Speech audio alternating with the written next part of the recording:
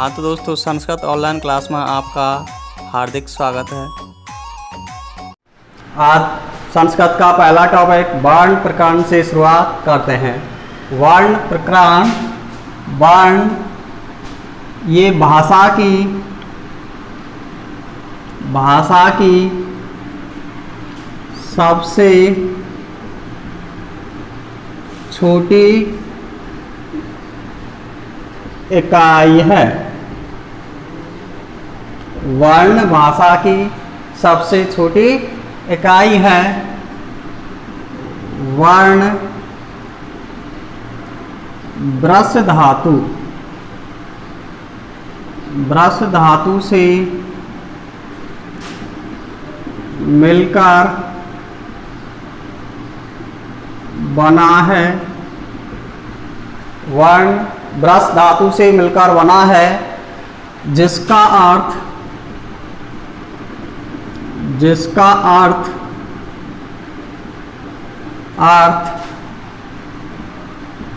चुनना होता है। जिसका अर्थ चुनना होता है।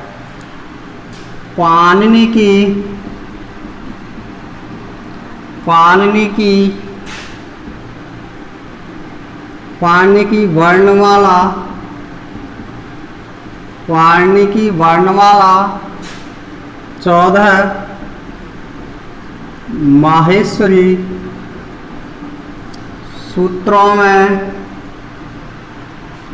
सूत्रों में विभाजित है।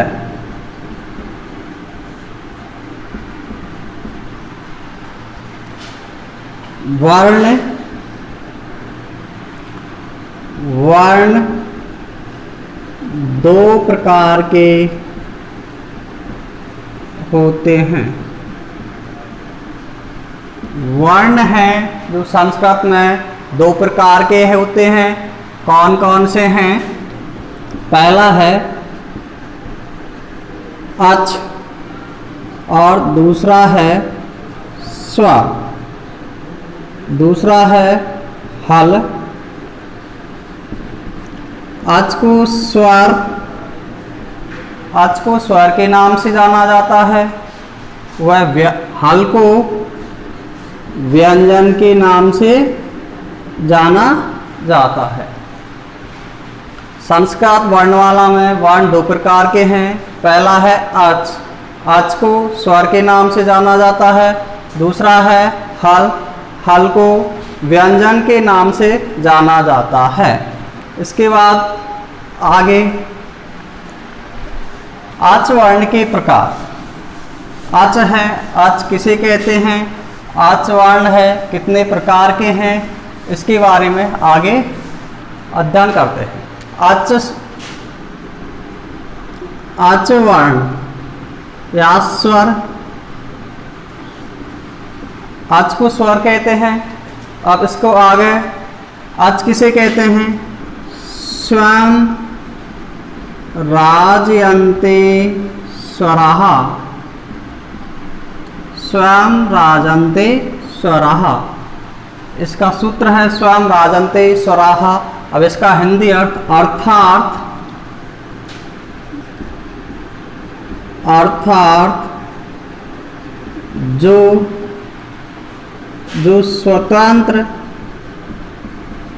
स्वतंत्र रूप से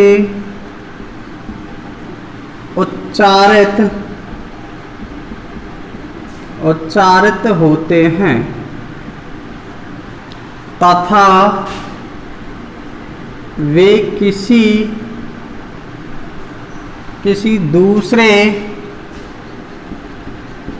दूसरे वर्ण की सहायता नहीं लेते हैं।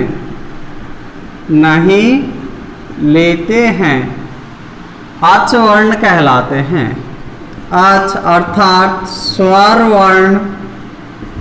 वर्ण कहलाते हैं।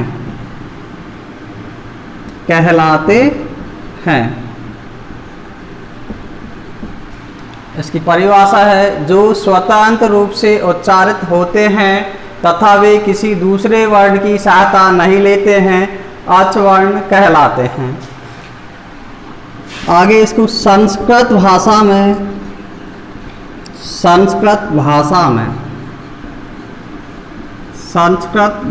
में अच वर्णों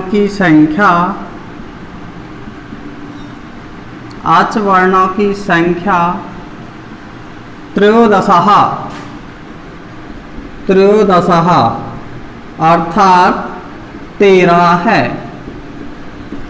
संस्कृत भाषा में अच वर्णों की संख्या 13 है। वे कौन कौन से हैं? आ,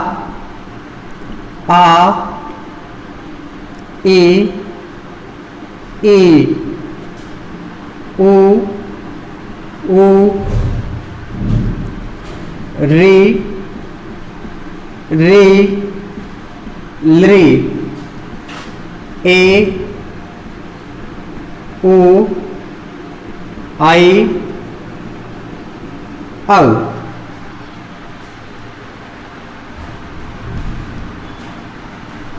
संस्कृत भाषा में अच वर्णों की संख्या 13 है। ए, आ, ई, उ, री, लृ, ए, ओ, आई और औ।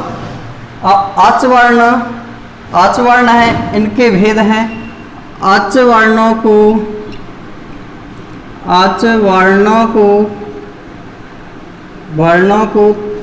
तीन भागों में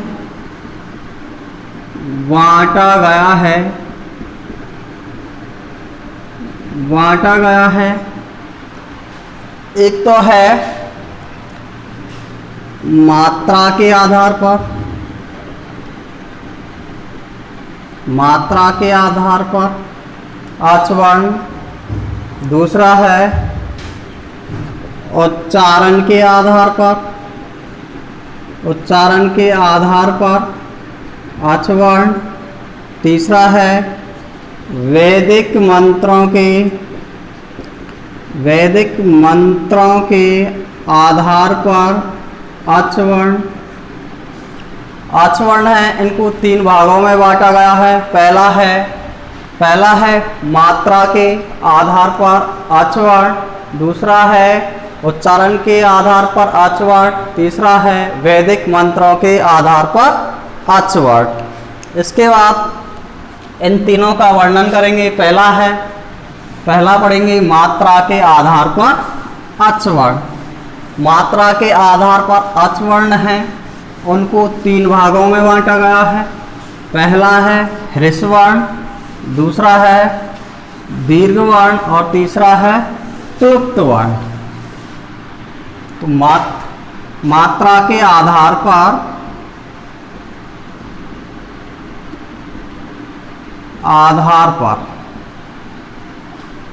अच वर्ण। मात्रा के आधार पर अच वर्ण। मात्रा के आधार पर अच वर्ण है, इनको तीन भागों में बांटा गया है। मात्रा की दृष्टि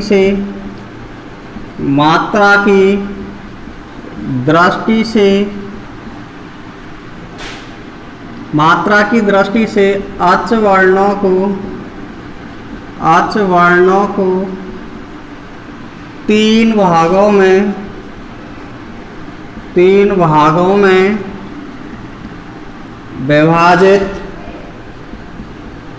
विभाजित किया गया है। पहला है ह्रस्व वर्ण।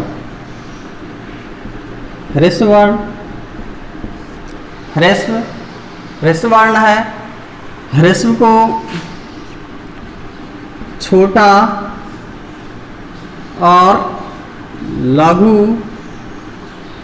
और इसका एक नाम और है एकमात्रिक वर्ण।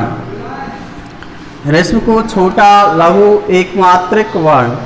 अब ह्रस्व वर्ण परिभाषा इसकी है,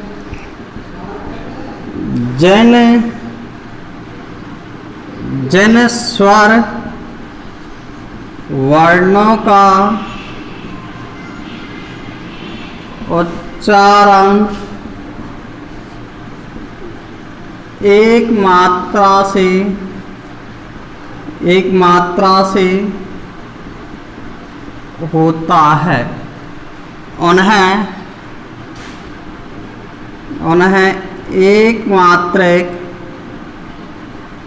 उन्हें एकमात्रिक अच एकमात्रिक ह्रस्व वर्ण अच कहा जाता है। जिन स्वर वर्णों का उच्चारण एक मात्रा के साथ होता है उन्हें एकमात्रिक ह्रस्व वर्ण कहा जाता है।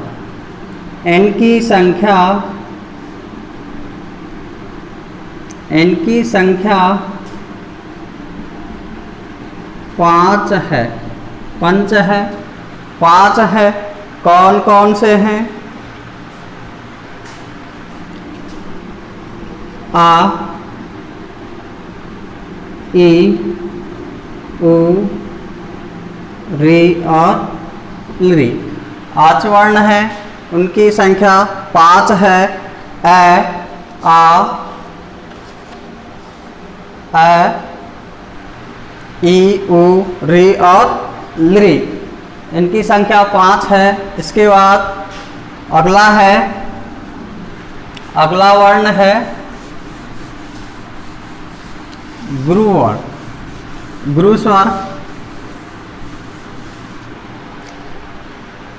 दूसरा है दीर्घ वर्ण, दीर्घ आच वर्ण। दीर्घ आच वर्ण है, दीर्घ को गुरु के नाम से जाना जाता है, दीर्घ को बड़ा बोला जाता है और इन्हें द्विमात्रिक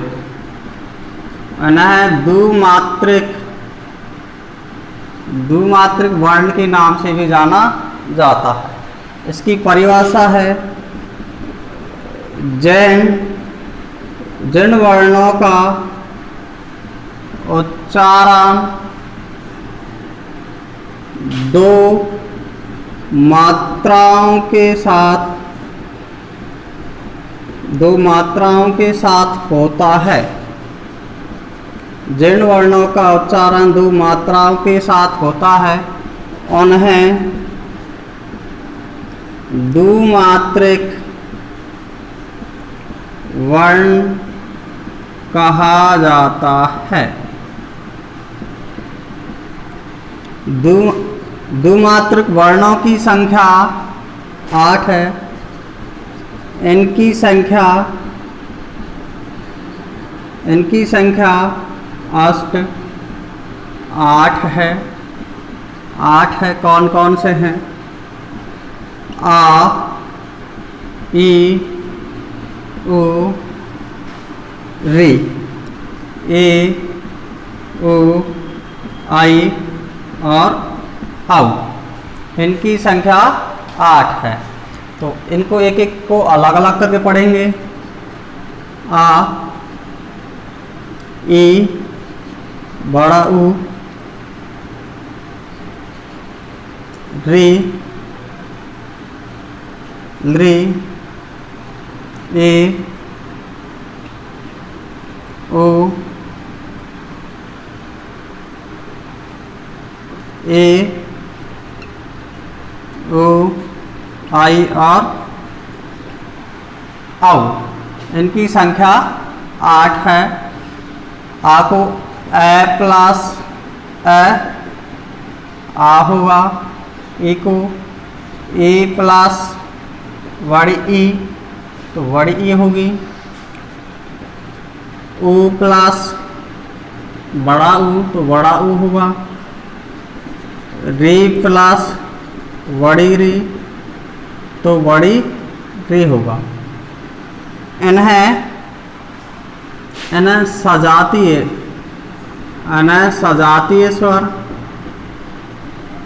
सजातीय स्वर के नाम से जाना जाता है। दूसरा है शुद्ध दीर्घ के नाम से भी जाना जाता है। अगला है ए प्लस ए होगा। ए प्लस ओ, तो ओ होगा। इन्हें गुण के नाम से जाना जाता है, गुण के नाम से जाना जाता है। अगला है ए प्लस ए, तो आई होगा। ए प्लस ओ, तो औ होगा। इनको वृद्धि के नाम से जाना जाता है। इनको वृद्धि के नाम से जाना जाता है। इसके बाद आता है प्लुप्त वर्ण। इसके बाद प्लुप्त वर्ण आता है। ऋष वर्ण हो गया, दीर्घ हो गया। तीसरा है प्लुप्त वर्ण।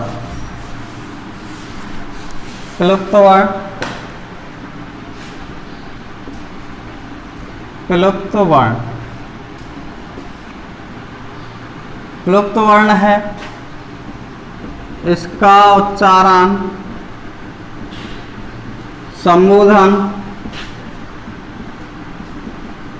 संबोधन के अर्थ में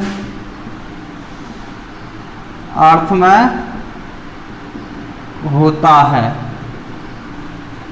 जैसे आ, ई और ओम, इसका उदाहरण मिलता है।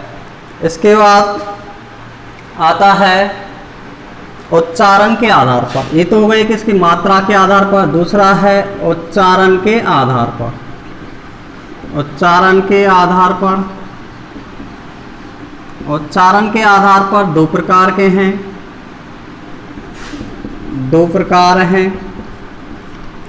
पहला है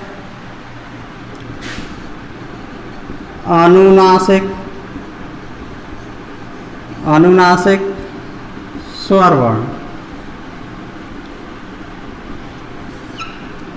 इसको जीर्ण वर्णों का उच्चारण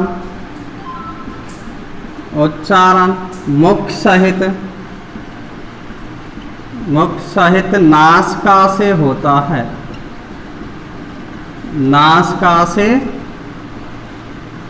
है। उन्हें अनुनासिक वर्ण कहते हैं। जैसे उदाहरण अ, ई इत्यादि वर्ण मिलते हैं। दूसरा है अनुनासिक।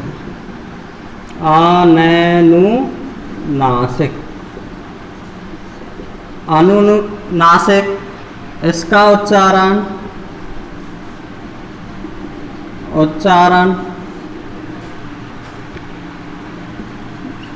मुख से किया जाता है। जैसे ई, ऊ इत्यादि। और अगला तीसरा भेद है मात्रा के आधार पर हो गया, उच्चारण के आधार पर हो गया। अब अगला है तीसरा वैदिक मंत्रों के आधार पर इनको 3 भागों में बांटा गया है। तीसरा है वैदिक मंत्रों के आधार